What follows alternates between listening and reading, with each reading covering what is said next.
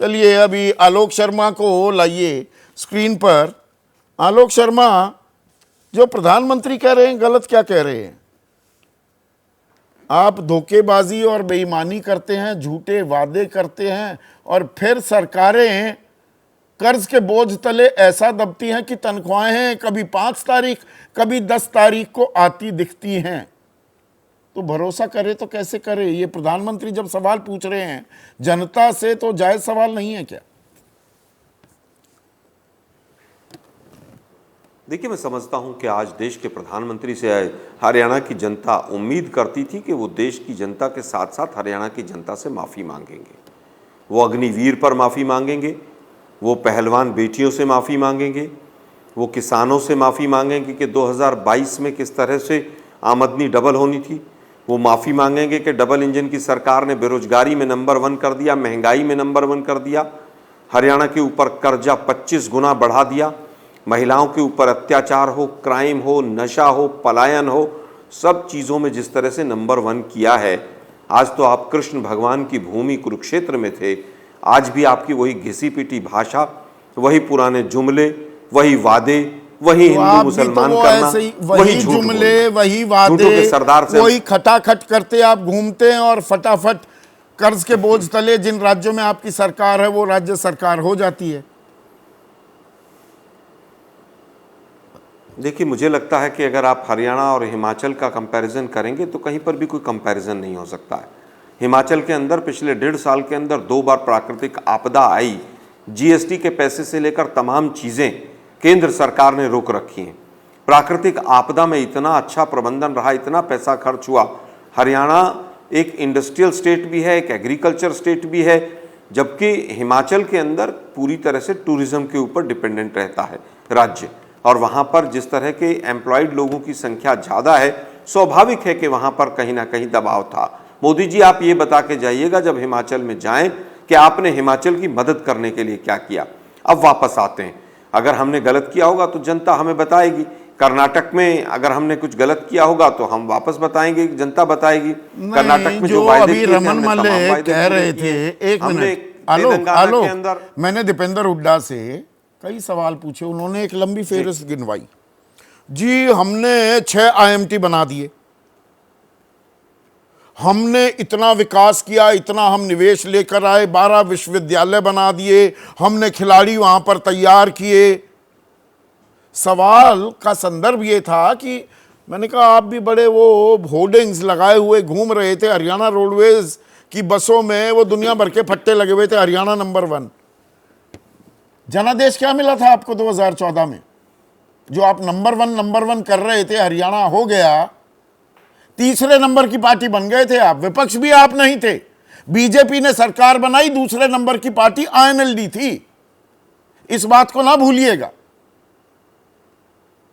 देखिए, मैं बिल्कुल आपकी बात को मानता हूं कि 2014 में हमें जनादेश हमारे विपरीत मिला, हमें विपक्ष में बैठने का मौका मिला। और उसका कारण केवल हरियाणा नहीं था, उसका कारण था 2013 में 4 राज्यों में हम चुनाव हारे। 2010 के बाद से जिस तरह से निर्भया केस, 2G और तमाम जो गुब्बारे इन्होंने फुलाए कि जिस तरह से 2G के ऊपर कांग्रेस पार्टी को बदनाम किया, वो एक दामादश्री पुस्तक आई थी, उस दामादश्री का क्या हुआ वो देश को बताए। आज बीजेपी माफ़ी मांगे कि उसके अंदर पूरी क्लीन चिट जो है वो खट्टर सरकार ने दी।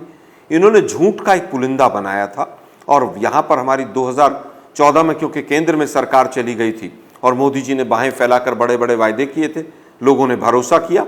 वही रेवाड़ी से पहली रैली शुरू हुई थी और वहां पर मेजर जनरल जो है वीके सिंह साहब थे। आज वीके सिंह साहब मंच पर नजर नहीं आए। किया होता, एक मिनट काम किया होता, जो वायदे उन्होंने। हरियाणा के बाद ही आलोक, जिस दिल्ली में आप बैठे हैं वहां पर भी चुनाव हुए थे 2015 में, 67 सीटें जीती आम आदमी पार्टी ने। जीती थी कि नहीं जीती थी? 2015 में साल के अंत में बिहार में चुनाव हुए, बीजेपी 56 सीटों पर रह गई 243 में से, लालू और नीतीश की सरकार बन गई थी। भाई, जब आप विकास के नाम पर 2-3 जिलों में ही सारा विकास कर देंगे, वो रोहतक, झज्जर, बहादुरगढ़ से आगे जाएगा नहीं, या एक समुदाय विशेष के बारे में ही सोचते रहेंगे और नए समीकरण बन जाएंगे, उसको आप सिर्फ एक कोई भाई लहर चल पड़ी थी इसलिए हो गया, वरना ये सामान्य है। वातावरण में चुनाव होते तो कुछ और नतीजे होते, कहकर नहीं निकल पाएंगे। देखिए, मुझे लगता है कि आप जिस विकास की बात कर रहे हैं कि एक ही जिले के अंदर विकास था, ये दुर्भाग्यपूर्ण है। देश के प्रधानमंत्री झूठ बोलते हैं। 6 IMT क्या केवल रोहतक में बने थे? 81 किलोमीटर की मेट्रो लाइन क्या केवल रोहतक में बिछी थी? 12 जो यूनिवर्सिटी आई उसमें सेंट्रल यूनिवर्सिटी जो रेवाड़ी में आई थी वो भी रोहतक में थी क्या? झज्जर में जो एम्स बना क्या वो भी एक ही राज्य, एक ही जिले के अंदर था? आप किसी राज्य में चले जाइए, आप यहाँ से पंचकुला से, मैं आज पंचकुला में बैठा हूँ चंडीगढ़ में, पंचकुला से लेकर और अंबाला से लेकर और पानीपत से लेकर NIT, NIFD और जितनी भी यूनिवर्सिटीज़ आई, क्या वो कानपुर में जो यूनिवर्सिटी सोनीपत के पास महिलाओं की आई थी और मुरथल में जो यूनिवर्सिटी बनी थी, क्या वो एक ही राज्य, एक ही जिले में बनी थी? दुर्भाग्य ये है कि देश के प्रधानमंत्री आज भी झूठ बोल रहे हैं। 1 रैंक 1 पेंशन की जगह 1 रैंक 5 पेंशन ले आए। आज कहते हैं किसानों की और जवानों की बात कर रहे हैं। आपने किसानों की MSP की गारंटी दी थी, क्या वो पूरी हो गई? 2022 में क्या जो किसानों की आय डबल होनी थी वो पूरी हो गई? मुझे लगता है कि पलायन में नंबर 1 हो गया। आज बताएं देश के प्रधानमंत्री कि कितने बच्चे ऐसे हैं, जब आप किसानों की बात करते हैं, विदेशों में जाने 1967 से न्यूनतम समर्थन मूल्य इजाद हुआ था, आपने क्यों नहीं उसको कानूनी जामा कभी पहनाया? आपने कौन सी आय दोगुनी कर दी थी? वो बहुत लंबी डिबेट हो जाएगी, पर किसान आंदोलन को समर्थन करके, पहलवानों को खड़ा करके आप अपनी राजनीतिक फसल तैयार कर रहे हैं क्या? दूसरे के कांधे पर बंदूक रख रहे हैं? नहीं, दूसरे के कांधे पे बंदूक रखने का सवाल ही नहीं उठता। हम तो पूरी तरह से किसानों के साथ भी हैं, पहलवानों के साथ भी और जवानों के साथ भी हैं।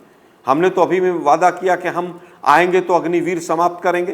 केंद्र सरकार नहीं समाप्त करना चाहती, जनता ने जनादेश उनको दिया है। फिर मैं फिर कहूँगा, क्या पहलवानों के खिलाफ जो FIR सुप्रीम कोर्ट के आदेश पर हुई थी ब्रजभूषण शरण सिंह के खिलाफ, क्या वो कांग्रेस के कहने से हुई थी?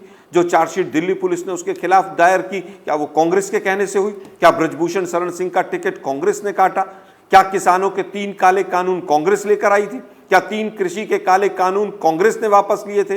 क्या किसानों ने लाठीचार्ज करवाया था? किसानों के ऊपर जिस तरह से लाठीचार्ज हुआ और कीलें गाड़ दी गई सड़कों के ऊपर, 700 से ज्यादा किसान शहीद हो गए।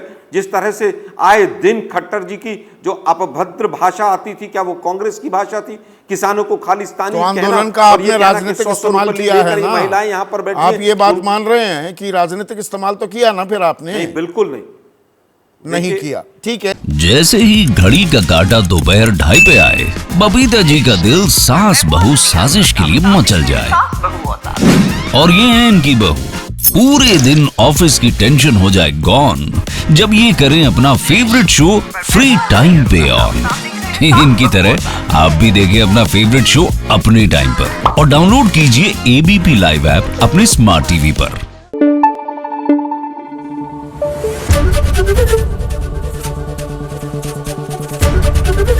ABP न्यूज आपको रखे आगे।